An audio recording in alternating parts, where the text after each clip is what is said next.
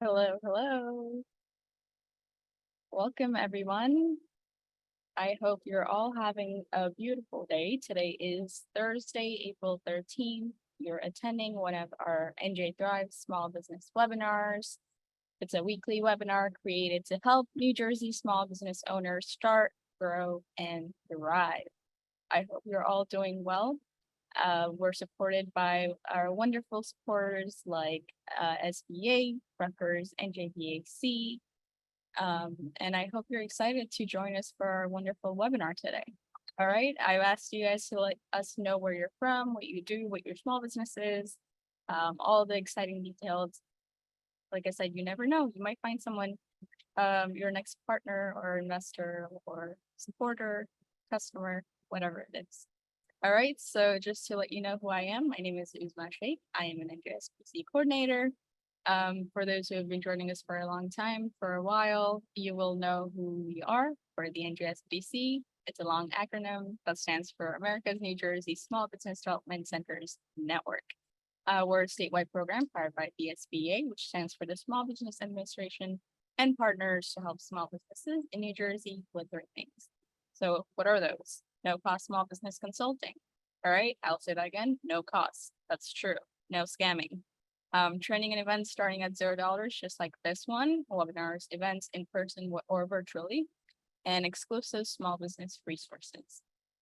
All right, you'll see the map over here on the side. And those are where all our regional centers are, where you see the little SBDC logo, that's where our regional centers are. So if you're in one of those counties and you know where you're covered, we highly encourage that you go visit those regional centers, or at least the website, if not in person. What is on the agenda today? So we have our couple of headlines, and those are just events or news headlines that are happening in the community this week, or next week, whatever it is, or that has happened that are worthy for our small business owners to know. The presentation, and then the Q&A. All right, so these do look like a lot of headlines, but I'll go through them quickly. I don't want to waste time or take away time from our presenters or guest speakers. So, by the way, all of these links that I'll be sharing, all of these headlines that I'll be talking about will be shared in the chat. So our wonderful webinar assistant, Gloria Mayer, will be sharing them in the chat. So take a look at those. First one, U.S. Small Business Administration announces 2023 National Small Business Week co-sponsors and virtual summit agenda. For those who have been attending weekly, you will know that we've been talking about the Small Business Week, but they released the agenda. So if you're curious about the agenda, just click on this link here. Where is it? Right here. And it will take you to this website, this page. And these are the headlines. So if you register to attend and you're curious to know, these are the topics that they will be talking about. Second headline, U.S. Small Business Administration announces Resource Partners of the Year. These winners offer outstanding counseling and funding opportunities for entrepreneurs. They will be honored, which is from April 30th to May 6th. And congratulations to all the winners. Press release from NJEDA to host Clean Energy Loan Program information session for small business. If you're one of these small businesses, you might want to attend. It's at Monday, April 17th at 1 p.m. All right, next week. Definitely take a look.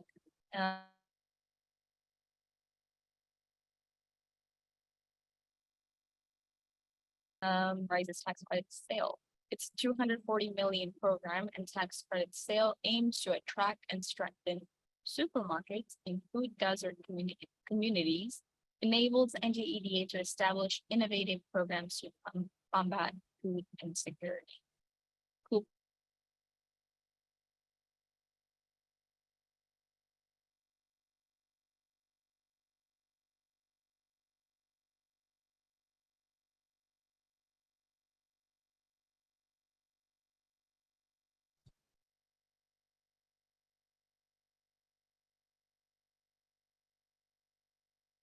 So I'm not sure what happened there.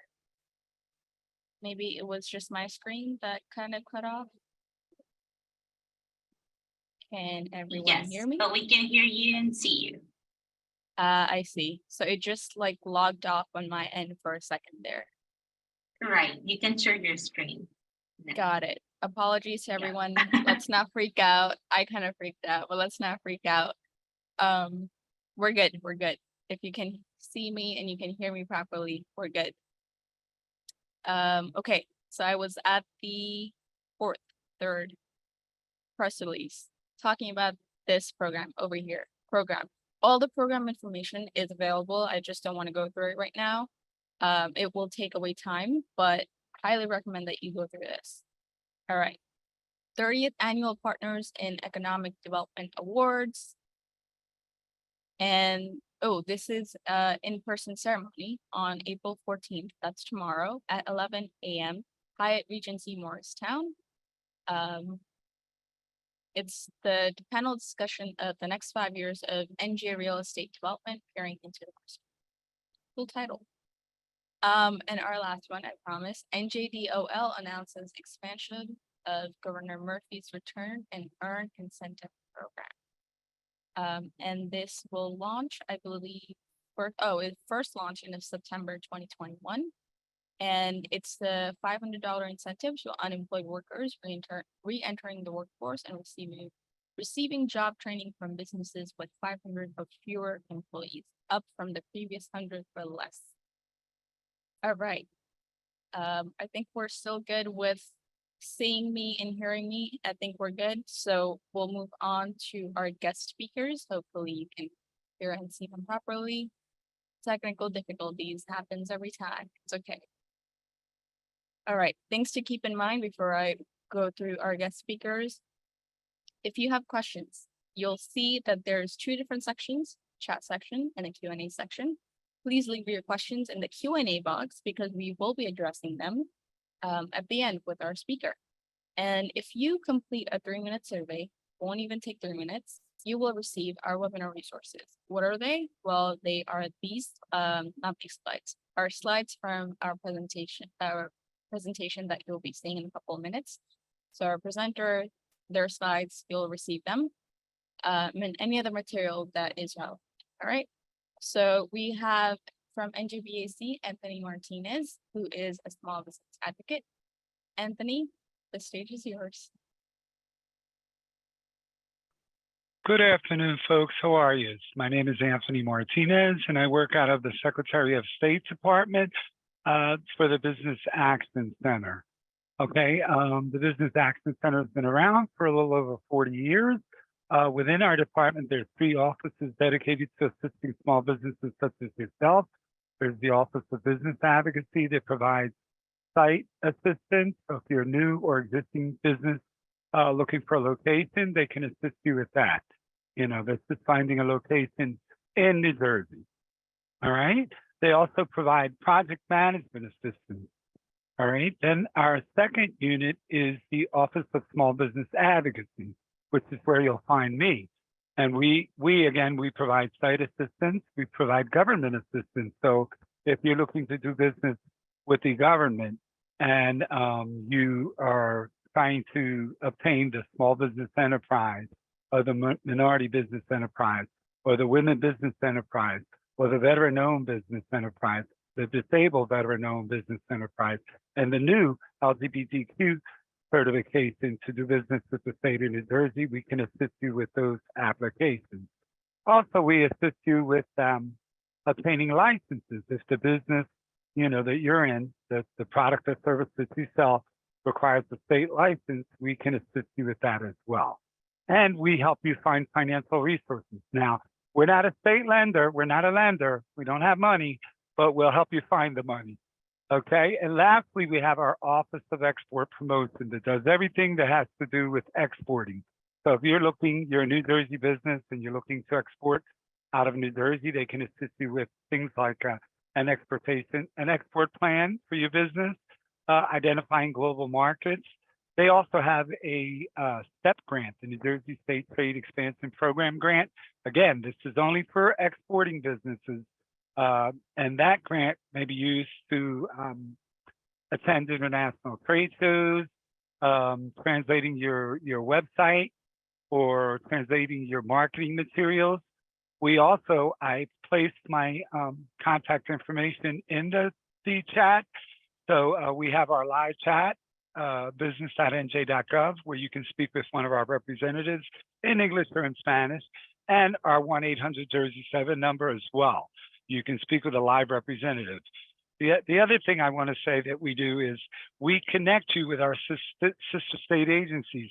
Hence the reason why I'm here and I'm always on these calls, because we work very closely with the small business development centers, Treasury, taxation, the Division of Revenue and Enterprise Services, labor, the Department of Community Affairs. So if you're having an issue with connecting with any one of those departments, we can assist you with that. Also, the Division of Consumer Affairs, all New Jersey departments. Okay, so we're here to help.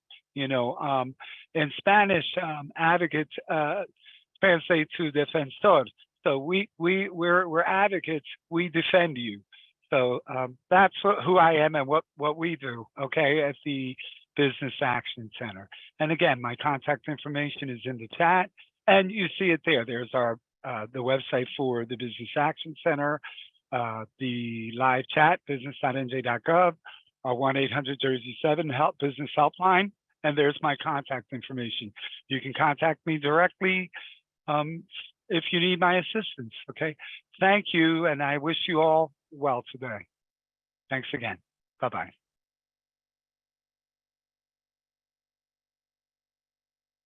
Appreciate NJBAC.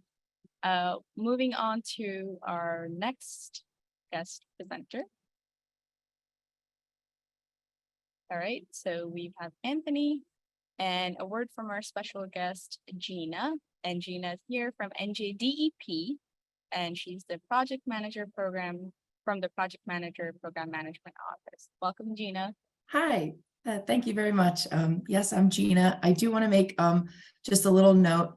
I do manage a few different projects, but the name of my bureau is the Bureau of Sustainability. So that is what I'm going to be discussing a few of our programs today. What we do at the Bureau of Sustainability at the NJDEP is outreach to businesses on how to get them a little bit more sustainable, whether that be their first step through the door, if they have any particular questions about something very specific, whether it be energy efficiency, we can point them, to where they need to be. We try to point them in the direction of appropriate grants that are available for them from the state. We have a funding and incentive guide that we offer to our businesses. But getting down into our programs, the one main program that I help to run is actually a program that was created with a partnership between the SBDC and the department, and it's called the New Jersey Sustainable Business Registry. We currently have 508 members in the state. We're trying to grow it every day. The goal is that, one day when you see the Sustainable Business Registry seal, it would be a known thing in the state. We're trying to get it so that whenever you're in a community and you see one of those seals in a storefront, you'll know, like, oh, this is a green business. And how you become a green business in the state through this program is you list at least 5 sustainable actions that your business is participating in. That could be water conservation. It could be energy conservation. It could be your recycling practice. It could be if you have renewables at your business.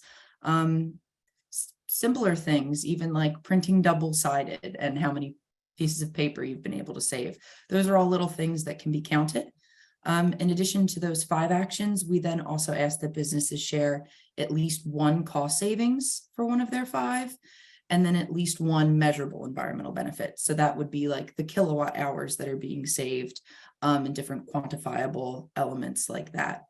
So again, that is a program that was actually formed in 2014 between the SBDC and the department. It's something that we're really proud of. We're really happy that we have that partnership going. And we would love it if you had more questions about it. Even if you're not a business owner yourself, if you just are thinking about a store that's in your community or something like that, like, oh, they would be a really great candidate, or, I wonder if they know about this program, you can shoot me an email. My email's not listed on the slide, but it is my name, Gina my last name, Gambacordo, @dep.nj.gov. And I could provide you with any information that you would need for that program. In addition to that, we also have some information sharing programs out of the state. One is the Sustainability Speaker Series. That is another program that I manage. It used to be an in-person. We've since switched over to virtual just for ease of participants being able to join from wherever it is they're at. But we typically partner with a sustainable business in the state, and we change topically. So sometimes we'll be talking about green building. That was what our last meeting was on. Sometimes we'll be talking about water. Sometimes it's industry specific. So we've had a few in the past that were held at breweries. So we're constantly changing. We're open to new ideas. If that's something that you're interested in, you would like to present on, any topic of sustainability, again, you could just shoot me an email and we can start working on planning that out. In the past, it used to be a little bit more difficult because we would do them in person, but again, now we're doing it all over Microsoft Teams. So it's really easy to get one of those meetings off the ground. And again, that just fulfills the goal of information sharing with sustainability throughout the state. And then another program that we offer is the New Jersey WasteWise Business Network. So that's all about waste reduction and recycling. So it's similar to S3 in that it's a forum for information sharing, but it's very specific to waste reduction and recycling practices. So those are just three quick programs overview of the Bureau of Sustainability and what we do. But ultimately, we are just here to help the NJ business community become more sustainable, more green. And we have monthly newsletters as well. So if you're interested in being added on to that, you could just shoot me another email and we'll get you on that list. Thank you. So Gina, thank you so much for coming. Can you do me a favor, please? Can you Yes. put down your email in our chat section if you'd like to share? Absolutely. Or if any other information, website or anything that you'd like to share, and I'm sure our audience will reach out if they have any questions. Absolutely. I'll do that right now. Thank you so much. Of course. All right, moving on to our presentation for today. We have Arielle, and she's the founder of 100K Incubator. And yes, you're in the right place for those asking and confused. It is a webinar for crowdfunding for small businesses. We just like to take a moment and appreciate our sponsors and our partners and our supporters and give you all the information that we can. All right, so Arielle, the stage is yours. Go ahead.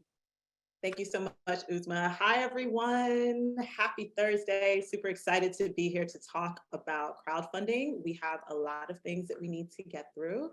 So I'm going to go ahead and share my screen so that we can jump right in.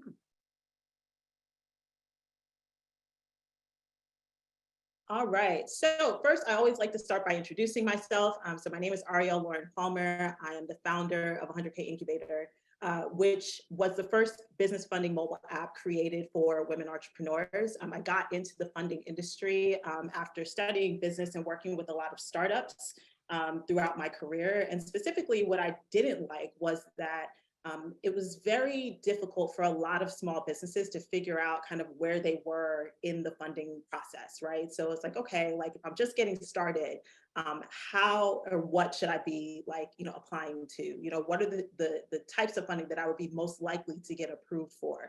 And so we created an entire curriculum, ran the app for about 4 years, and then more recently got into partnering with different corporations and universities to be able to do private incubators and private programming for students and small businesses. And so we've worked with Target Accelerators, which is owned by the Target Corporation.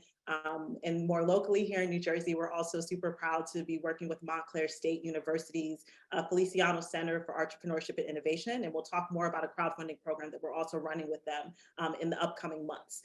So that is a little bit about me. School-wise, went to NYU for undergrad, went to Harvard for grad school. So yeah, have kind of a wide range of experience and love working with small businesses. So I'm so excited that you all are here.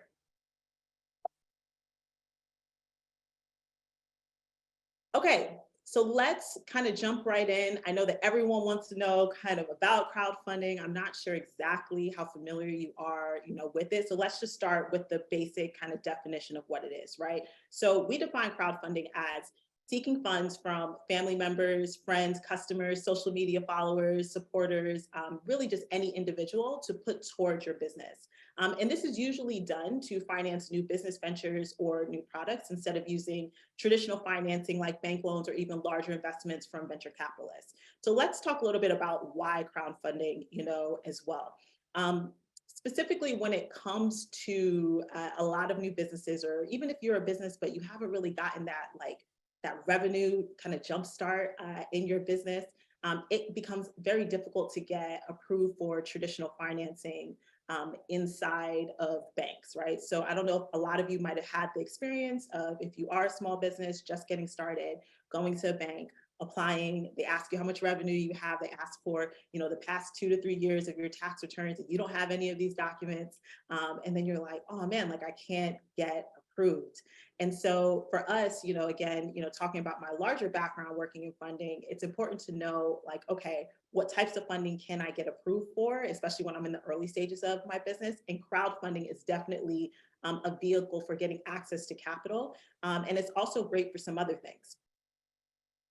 So why should you actually consider crowdfunding, right? So if you are a new business with no revenue, or if you are earning under $100,000 in your business, you likely don't necessarily have a strong enough financial history to get approved for financing from banks or private institutions, right? And so I talked about kind of a bank scenario, but even, for private institutions that might offer things like merchant cash advances, it becomes very difficult, again, if you don't have the revenue to actually prove that you are able to handle financing, to get approved for traditional financing, from banks or private institutions. Also, a lot of people will talk about, kind of venture capital. It's a whole other conversation, but, venture capital is a very specific area of the funding industry. And when it comes to getting approved for that level of capital, you usually need to have a business that can potentially scale to, $100 million plus, if not $1 billion. And so for a lot of small businesses, that's not, it might be a dream, but it's not necessarily the goal or something that fits within kind of your business model or strategy. And so even, that industry is not something that is accessible usually to small businesses. So your options are limited. And I think it's really important to explore, what could actually work, and crowdfunding is one of those things. Crowdfunding is also a really excellent opportunity to market your business to your existing audience and even new audiences, because crowdfunding campaigns at their core are marketing campaigns. And so a lot of people will look at it as like, oh, crowdfunding, it's like an ATM machine. I can, go and get some money. No, it is definitely an advertising campaign. It's a marketing campaign. It's a type of financing that you really have to honestly work for, because you have to share with the public what it is that your business does and why they should back it. And so speaking of kind of sharing your business with the public, the press and media coverage that you can receive as a result of running a crowdfunding campaign is absolutely just really, I would say, great for establishing credibility, right? And so when it comes to being able to show like, hey, you're a legit business, you're here, you're serving, you're building great products. A lot of people sometimes will Google you, right? And so what pops up? Like, hopefully you have a website, hopefully you have, some basic social media profiles, but what else would be great to pop up? Press and media, right? And so if they can see like, hey, NBC has written about you, even if it's just your local station, or Forbes has written about you, or Business Insider has written about you, or, whatever it is that is relevant to your industry, that then makes the public be like, oh, they must be legit because a journalist actually vetted them. And so for crowdfunding campaigns, because they are kind of time sensitive, they're a current event, journalists do enjoy definitely covering them, especially if you can connect it specifically to a topic that they're already covering, and they can kind of position you as an expert for that topic, and then obviously link to your crowdfunding campaign and talk about what you have going on. So those are just a few reasons to consider crowdfunding. Again, marketing campaigns, press and media that you can receive, and also it's just a type of capital that's very accessible to people who are just getting started. So let's talk about the three different types of crowdfunding, right? So first there is reward-based crowdfunding. A lot of you might have seen like Kickstarters and Indiegogo campaigns. And so we'll talk definitely about what reward-based crowdfunding is, but it's basically at its core, someone pledges into your campaign and they get some sort of reward, for it. Then you have debt-based crowdfunding, which is basically like crowdsourcing a loan, right? And so you're going to different people, and instead of say doing a loan with the bank, you're doing a loan with your community. And so those people are pledging into your campaign, and you have some sort of agreement through the platform that this is basically what I'm going to accept from people. And in exchange for that, either I'm going to pay them back on this specific timeline with interest or without interest, right? And so we'll get into a little bit more about what debt-based crowdfunding is shortly. And then we have equity-based crowdfunding, right? And equity-based crowdfunding is you're literally selling ownership or shares, right, in your business. And so that's for people who are looking to basically crowdsource investors, micro investors, we even like to say, because these are people who can be putting in as little as, let's say, like $100, and buying shares, in your company.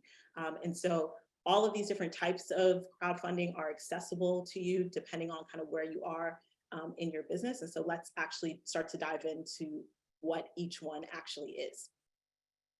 So there is reward-based crowdfunding, right? So this is when an individual pledges a specific amount of money towards your business. And then in exchange, you provide them with an incentive like a product or a service, right? So for example, let's say you're a new sneaker company and you're crowdfunding to raise capital for your first collection. You might provide anyone who pledges $100 to your campaign with one pair of sneakers from your first collection. So we see this with a lot of product-based businesses. They really love to do reward-based crowdfunding because they have kind of tangible products that they can offer in exchange for people pledging in.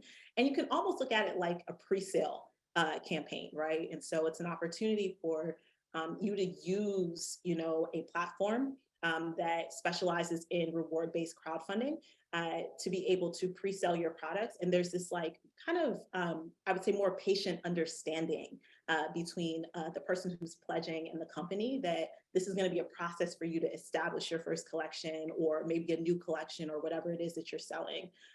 And so we definitely see, the customers, that pledge through these platforms be more patient.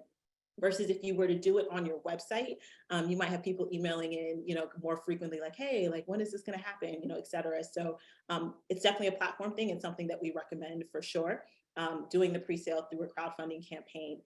Now, of course, service-based businesses are also welcome to do reward-based crowdfunding, as well.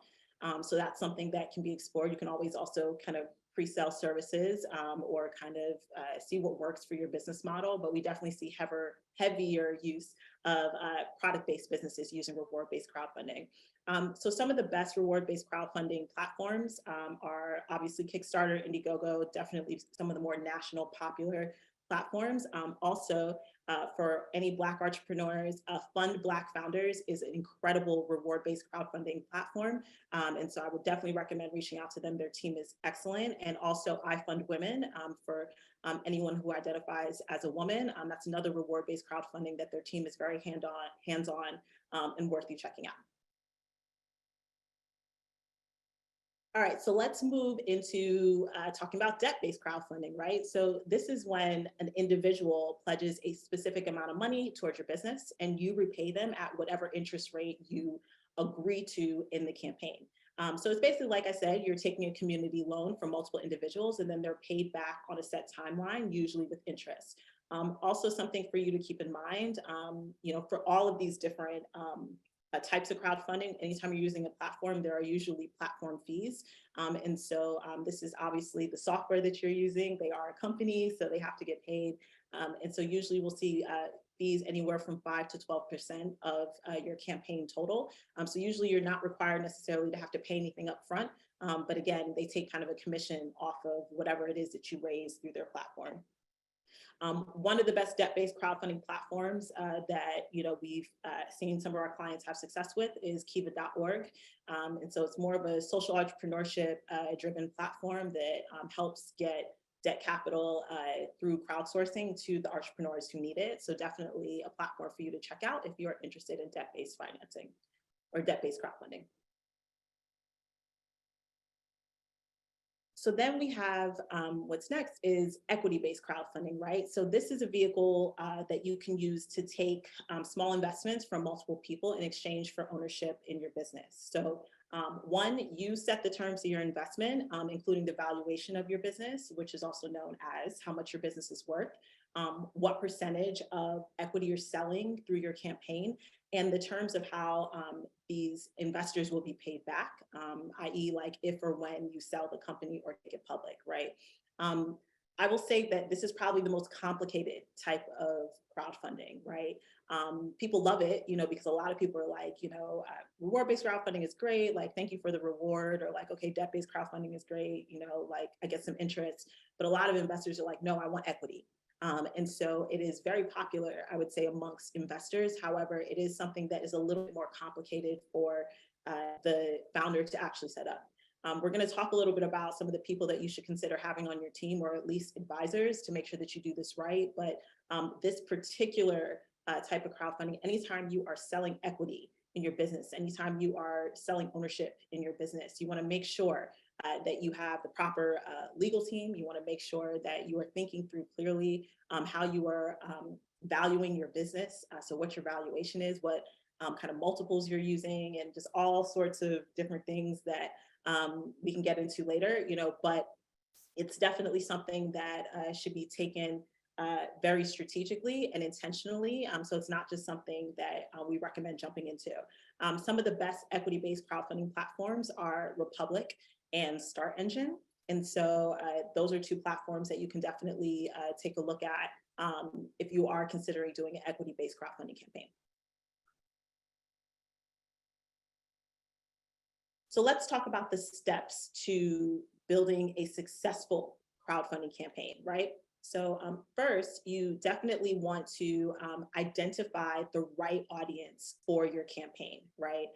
This is extremely important because oftentimes people will just think automatically of their friends and family. And I can't tell you how many people sometimes are disappointed when those friends and family aren't the first people to back them. So you still want to really treat your crowdfunding campaign like a marketing campaign, like you're actually really going after your customer, because you are, frankly. And so friends and family is one segment of people, that you can definitely pitch, however, you need to be thinking about really who is the right audience, who is the real target audience that's going to pledge into your campaign. Next, you want to make sure that you're selecting the right tiers and rewards for your audience, right? And so when we say tiers, we're talking about okay, what are the levels of pledges that people need to make to be able to get whatever it is that you're offering in exchange in your campaign, right? So if you're doing a reward-based crowdfunding campaign, are you going to offer a tier at $25 and then maybe $100 and then maybe $250, $500? You don't want to have too many reward tiers. I'd say probably keep it to a max of 5. But you do want to think strategically about, again, if this is a marketing campaign, or if I'm really treating this like, a business, and I'm presenting a product or I'm presenting a service, what is it exactly, that is going to make people want to pledge? So you definitely want to be very realistic about that and make sure it's something that is of value. Obviously, this is different when it comes to tiers and rewards, depending on the type of crowdfunding campaign that you're running. So if you are running a reward-based crowdfunding campaign, we're talking about products and services that are offered as tiers and rewards. If you're running a debt-based, campaign, obviously it's more potentially linked, to interest, and you might even still offer a reward. That's something else to potentially look into. And then for equity-based campaigns, it's really about the amount of shares that you're offering. And maybe you also have some things that are tied to it in terms of exclusivity.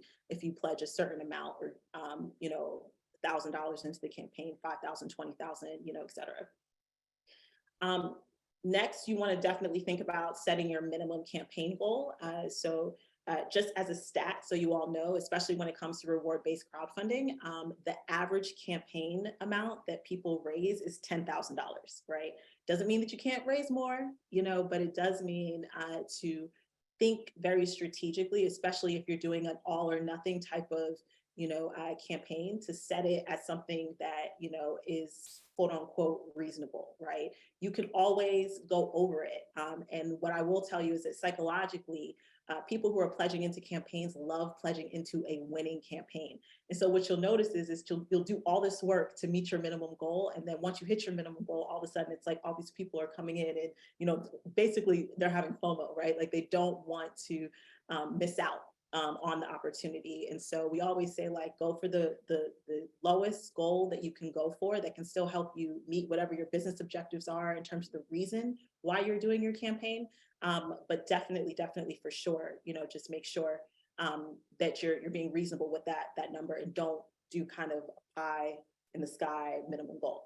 Now, you can do stretch goals, right? So you have your minimum goal. Let's say you put it at $10,000 potentially, and then you say, like, okay, if you all help us hit 20,000, this is what we'll now be able to do, right? Or we can offer, extended rewards, or, whatever it is. So you can definitely have stretch goals. Everyone loves a good stretch goal, and it'll keep your community active and continuing to engage. So that's great. Then you want to also think about aligning your budget, right? So you want to make sure, like I said, that your minimum goal, is going to help you cover all of the things that you are doing the campaign for. So let's say you're looking to launch a new collection. You need to know, like, how much is it really going to cost you to make that collection? How much profit do you need, in terms of being able to, have something left over, obviously, for, the company. Always plan for something to go wrong, because something always goes wrong, usually, or goes differently than planned. So that's something definitely for you to keep in mind. If there are any team members that need to be paid, keep that in mind. So there's a whole kind of process in terms of setting a budget that we can talk about, again, in a later course. But it's something for sure to make sure that you pay attention to, and you don't just set a random number. Make sure you're setting something that you've accounted for everything and left at least 20% buffer, okay? Next, you wanna make sure that you're creating your video pitch to your audience, right? So for those of you, when it comes to crowdfunding campaign pages, what you all have seen, if you are familiar with them, is usually there's like a video at the top, and then there's like full explanation, in terms of what the project is and why you're raising capital and all the things that goes underneath that. But that video is usually like your first real introduction to the campaign, the company, who it is, that is raising the capital. And so it's important that the video actually resonates. So if you're going to do it as a founder and you're going to have your face, actually on it, make sure you actually record a video that's engaging. It really shows your personality. It shows your passion and your inspiration behind why you're actually doing the campaign. Those are all things, definitely that you want to keep in mind when you're doing it. Or if you're going to go more of like the animated route, where you're not going to necessarily see the face, just make sure that the animation is well done and that the script, again, is tight and really introduces the company in a powerful way. Lastly, definitely want you to think about how you assemble your team, right? So there are a lot of founders who will get burnt out because they try to do all the things to run their campaign. And I understand that for small businesses, sometimes funds are tight, you don't have a real team. And so that is something I definitely totally get. However, business is a team sport. And so whatever you have to do to figure it out, make sure you do that, and make sure you have some of these people on call for sure. So we always say, like, having an attorney, especially for those of you who are thinking about doing equity-based crowdfunding, like, an attorney is a must. Like, I'm not even gonna budge on that. Have a business advisor, same thing. Equity-based crowdfunders, like, make sure you have a business advisor, for sure, as you're going into that type of campaign. For reward-based, and debt-based, might be a little bit more flexible, but that's just something, again, to keep in mind. This is now for everyone. Copywriter, if you know that writing is not your strong suit, do not be out here trying to, pull things together. You want to make sure your page is, well polished, that, the copy, like, really explains what the project is, why you're raising, who you are, all of those things, like, very important. Same thing with graphic design. Like, you want to make sure your images are crisp. You don't have to spend a ton of money, even if you just go on Canva. For those of you who don't know what Canva is, go to canva.com. But just make sure like your images and your branding looks clean and professional, because again, you want to make sure that people have confidence in what it is that you are doing your campaign for. And then we also recommend a marketing manager for those of you who feel like you might need some support in terms of sending out, email marketing, posting on social media, running social media advertisements, like actual paid ads, right? To get the word out about your campaign. Again, if that's not your strong suit, that's something that you should definitely consider. And then also looking at potentially hiring a publicist if you don't really know how to pitch the press. That might be something that's worth looking into, or at least getting some sort of support, in doing that, or learning how to do it properly. So those are some of the different positions that we always recommend need to be filled, inside of a crowdfunding campaign. You don't need to hire a specific person for all of them, but you do need to have all of those skills accounted for on your team. So whether it's you, it may be a co-founder or another person or two that kind of come together, maybe it's family members, but just make sure that you're hitting those specific areas. So let's zero in on kind of these like specific tasks that need to happen to really kind of launch like a very successful campaign, right? So like I said, one, you need to write the copy and design your campaign page. The copy explains what it is that you're doing, and the design is what visually sells it. So definitely have to do that. You also want to create an email marketing strategy, for your campaign, email, text messages, however you want to put it all together. Still one of the most effective ways to remind people, because oftentimes you'll announce the campaign. There's a lot of buzz when it first might go to the public. But then, if you're doing a 30-day campaign, 60-day campaign, 90-day campaign, you have to keep that momentum. You have to keep that energy. And so email and kind of text message marketing and any other types of platforms that you might want to use are going to be essential to be able to keep that momentum going, right? To keep the communication, to celebrate like, hey, we got 3 backers today, and here's, who they are.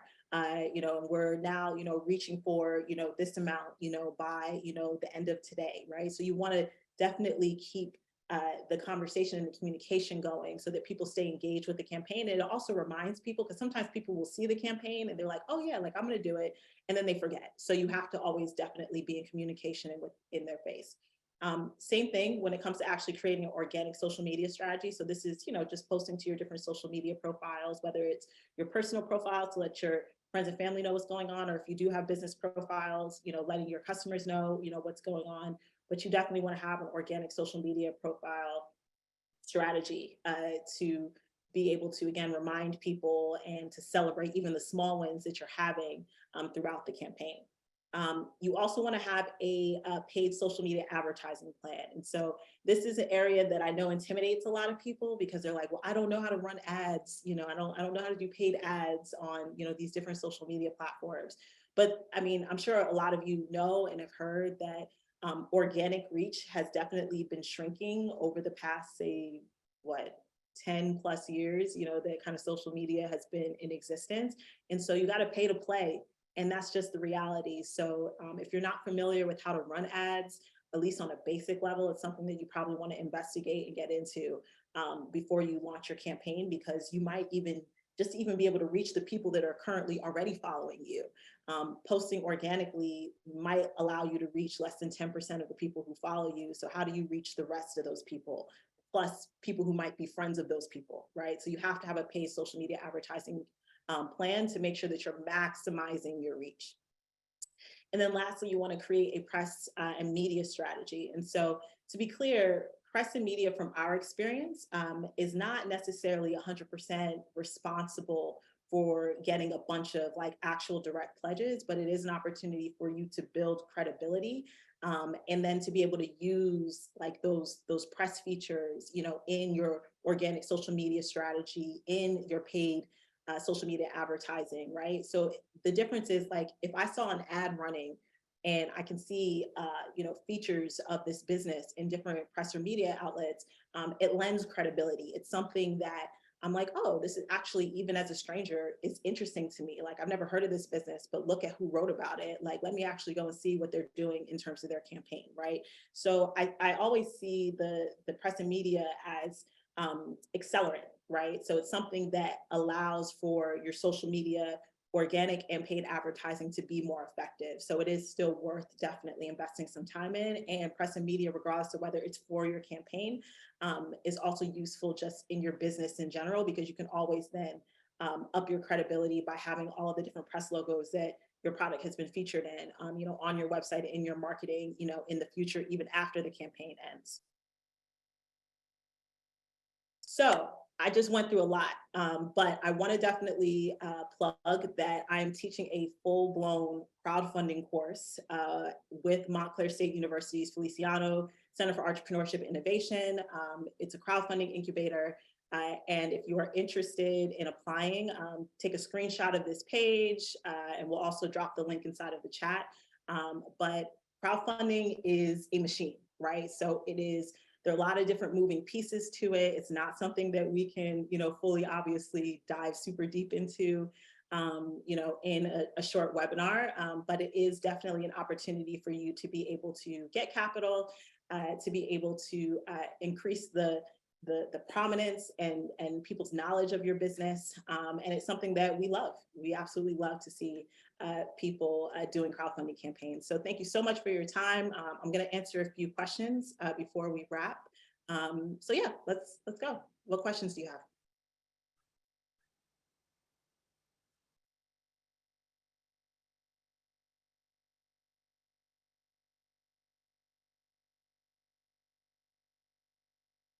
Uzma, I don't know if you're talking, but you were. Oh, can you hear me now? Now I can hear you. Okay. Oh, there we go.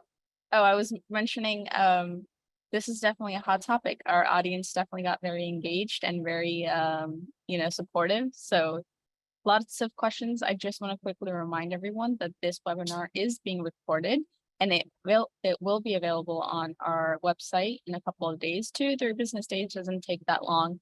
And Arielle's slides will be available for you when you complete our quick survey. And let's get on to our questions. So I'll go through them in the time that we receive them. All right. So, all right, we have Raj, and Raj asks, how different are the motives of crowdfunding investors compared to banks and VCs? In the end, all want to multiply their wealth, and most want to do it quickly. Yes. So what I will say is that I find that banks and VCs want to go after businesses that are more established and who have, I would say, multi-million-dollar kind of scale potential. And they want to see that as already a reality. So not like potential, right? And so specifically, what we love about crowdfunding, especially when it comes to equity-based crowdfunding, is that you get to work with micro investors, right? So these can be people, and this is frankly due to the President Obama's Jobs Act and a lot of the crowdfunding regulations that he loosened to allow ordinary people to be able to invest in startups. And so what we would say is that you have wider access to more micro investors to be able to meet your goal compared to if you attempted to go to an actual VC firm to raise capital. I don't know exactly what your business model is, but oftentimes, again, VCs are only interested in companies that can scale to $100 million plus. And banks often are looking for at least 7-figure entrepreneurs or at least multiple 6-figure, entrepreneurs before they release, any financing. Got it. Hopefully that answers your question, Raj. Next question, Trisha asks, what type of reward would someone offer that doesn't have anything tangible to offer? So you don't have to, if you're not a product-based business, you can offer a service, right?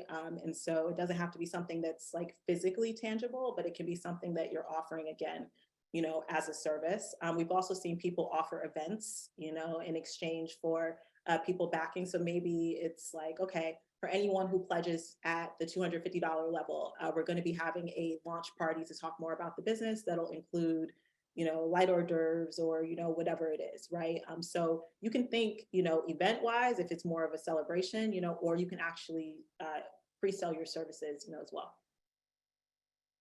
Got it. We have a question from Pat, and Pat asks, can you go over the part of crowdfunding that's best for women who are a minority? Thanks. So all types of crowdfunding are great for entrepreneurs, regardless of what your background, actually is. So I would encourage you to more so look at your business model in terms of what would be the most beneficial in kind of the stage that you're in your business, like right now. And so business model wise, depending on how big your company can scale, that's something, for you to consider, whether you're going to do an equity-based crowdfunding, campaign, or even a debt-based crowdfunding campaign. And I would say, yeah, I mean, I think those are kind of the two main things that we look at. And we do often see that a lot earlier businesses will stick to reward-based crowdfunding, just because they're not ready to take on debt or, sell shares in their company. So just some things to consider. Gotcha. If I can just ask you to, I know that you're still sharing your screen. So if you can just go to the screen that Yeah. you mentioned, the websites, like different companies that you mentioned that can help with crowdfunding. Because I know we had a lot of questions and people were asking. And again, just a reminder, these slides will be available when you do a quick survey from us. Yes. So, okay. So let's go back. So for reward-based crowdfunding, the platforms that we would recommend: Kickstarter, Mhm. Indiegogo, Yep. Fund Black Founders, and I Fund Women. There So you go. those are the four. You'll see them at the bottom of this slide. For debt-based crowdfunding, kiva.org. Love them. Again, they tend to be more socially driven, but love their platform. And then for equity-based crowdfunding, we've seen clients have success on Republic and Start Engine. So again, so all of the platforms are listed at the bottom of each type's slide. Awesome. There we go. And we'll take a couple more questions. We've had a lot of questions. Hopefully we can maybe, you can answer these questions in the incubator, crowdfunding incubator course that you're doing with Feliciano Center. Yes. But let's take a couple more questions and then we'll go towards the end of this webinar. So Abdul Rahman asked, what options do you suggest and can help with nonprofit social enterprise educational institutions? So nonprofit wise, I would say try reward-based crowdfunding. I think it's probably the closest to like your standard kind of fundraising model. And so I would be kind of looking at what it is that you can offer through a reward-based crowdfunding campaign to incentivize people to donate, to your organization. It's also great because with you being a nonprofit that has 501c3 status, I'm assuming, all of the donations can be tax, deductible. Specifically, if they're not getting, I want to make sure I'm clear on tax law. I believe it's if they're not getting some sort of reward in exchange, so you might just be able to, just really honestly have people give from their heart at, kind of different levels. But I would say talk to your accountant, because I think there's even a way that you can still offer something. It might not be a direct product or service. Maybe it's, again, access to some sort of event or celebration. That's some sort of bonus, but you want to make sure that it's worded correctly so that you're legally compliant and you're tax compliant. But I would definitely say that reward-based crowdfunding category is probably best for a nonprofit. Gotcha. And we've had a couple of questions or / comments that I just want to group together for you in a scenario. So we've had comments such as like, oh, and it's very understandable. We deal with small businesses and we help them every day. So we know the real situation. So, comments such as like, we're one person staff, we're a small business, we're minority owned, women owned, not that many resources, things like that. And there are resources like we've mentioned today, NJBDC, NJSBDC like us that can help you get started to where you can start crowdfunding, hopefully. But so talk us through that process. If you're just, you've mentioned like a social media manager, press and marketing team members, things like that. And that I think that is coming off as a little like, far-fetched for some of our audience. But walk us through like how that can be achieved. Yeah, absolutely. So I think, first of all, it's a great question and very understandable concern. What I teach on a broader perspective is having a diversified funding strategy. And so Yes. I don't recommend going into a crowdfunding campaign if you don't have any other capital available, right? It's not a save all, right? But if you look at like, okay, based on where I'm at in my business, right? These are the types of capital that I can access, and then crowdfunding can kind of be an accelerant and get me additional capital to be able to accomplish my goals. But I wouldn't hold crowdfunding as an isolated thing. At 100K Incubator, we teach funding in 3 levels. And we also did this even with the Feliciano Center, their Ignite program specifically. I did a whole funding educational course. So you all can go to their site and reach out to them. But when it comes to thinking about crowdfunding, you want to make sure you have those extra pockets of capital to be able to, one, for example, invest in paid advertising. 2, you may have to pay, some team members to be able to help you with your campaign, right? Crowdfunding campaigns are marketing campaigns. This is something that I said and I continue to always say. And so you wouldn't go into a marketing campaign with no money. Like you have to, it's part of business. And so if you need support in terms of figuring out how to get access to capital, then that's something that I would say you need to definitely either enroll in some programs. I know that obviously you all at NJSBDC, have resources. The Feliciano Center at Montclair State University has resources. And so you have to educate yourself and you have to figure out like, hey, I need access to capital. This is where I'm at in my business. How can I get it? And then you have to work. It might not happen overnight. But if, let's say you put a 6-month plan, into place, like you can definitely get some capital. So yeah, it's about having a diversified strategy for sure. Exactly.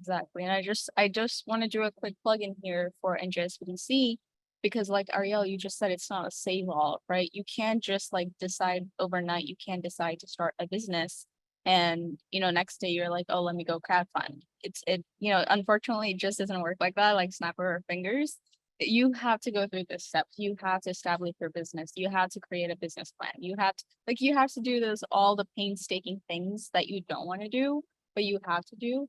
And thankfully for all of our attendees here, we've done, at NJSBDC, we've done these webinars before of how to create a business plan, because those are some things that banks and VCs look for, right? They want to know how established you are.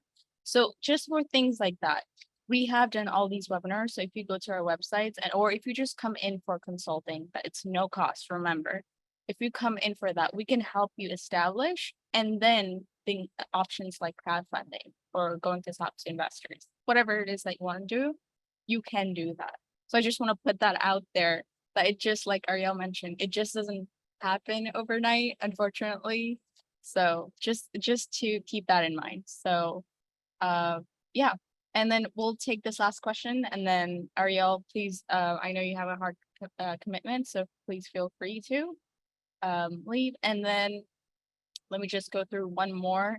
So we have from Glenn, and Glenn asks, we are an established honey company, have developed additional honey products, organic honey jam, granola, honey butter, for example. Can crowdfunding help us scale up our production? And we've received some questions like this. Can it help them scale up their production? Yes, absolutely. So again, when it comes to product-based businesses, in particular, it's actually reward-based crowdfunding is fantastic to be able to, offer your products, in exchange for people pledging. What I would recommend is like even maybe creating a special collection that's only available through the crowdfunding campaign. That way, it's not identical to what you offer regularly to, your regular customers. So that's just one idea. If you are at a point in your production where you're like, no, like I like reward-based crowdfunding, like that's nice, but I really need larger dollars and I really need like investors, then it might be worth you like actually going after an equity-based, crowdfunding campaign and really raising like larger dollars. And this is assuming again that you have the financial kind of history and track record to show that you are actually kind of an established business. This doesn't mean that you have to be an established business to do equity crowdfunding, but we do tend to see businesses that have already gotten rolling that actually use equity-based crowdfunding to scale to those higher levels. So some people might be like, hey, I want to open a new warehouse, and so I'm selling, shares in my business to be able to do, X. So there are a lot of reasons that you can kind of explore crowdfunding, but yes, you can definitely use it to scale up for sure. Gotcha. And for everyone asking for the next steps of where the course is, Arielle, if you can just give a little bit information about this course specifically. I know it's on the website, but if you can just, there we go. That's the website. So everyone asking about that, the Montclair State University Feliciano Center, the course that Arielle is doing, you can go to that website and you can find out all the details. All right. So I'll just share my screen really quickly. I'll go through. There we go. We've gone through our Q&A. Everyone's asking, how do we do the survey? How do we access the webinar? Glorimer is our webinar assistant, is sharing those links in the chat section. So just click on those links or copy and paste into your browser and you will have access to them. Once again, just to remind you, if you haven't visited our Eventbrite already, you can scan this QR code to find out what our next webinar will be. And it is on April 20th, next Thursday. The topic is elevating LGBTQ+ owned small businesses with Gus, who is the executive director of NJPCC. All right. And again, just to remind you, NJSBDC has helped 15,000 plus small businesses grow over the past 45 years that we've been established. Again, no cost small business consulting. If you have any concerns, you can go to njsbdc.com, register, and you can refer to this webinar and you can explain that how you would like help with crowdfunding or establishing your business or grow your business, scale up your business, whatever it is, we can help you. Training and events starting at $0, just like this one, and exclusive small business resources. Again, you will have access to the slides. If you do the quick survey, you will have access to this link and our webinar will be available. See you next Thursday. Thank you, Arielle, for everything. Thank you for being here.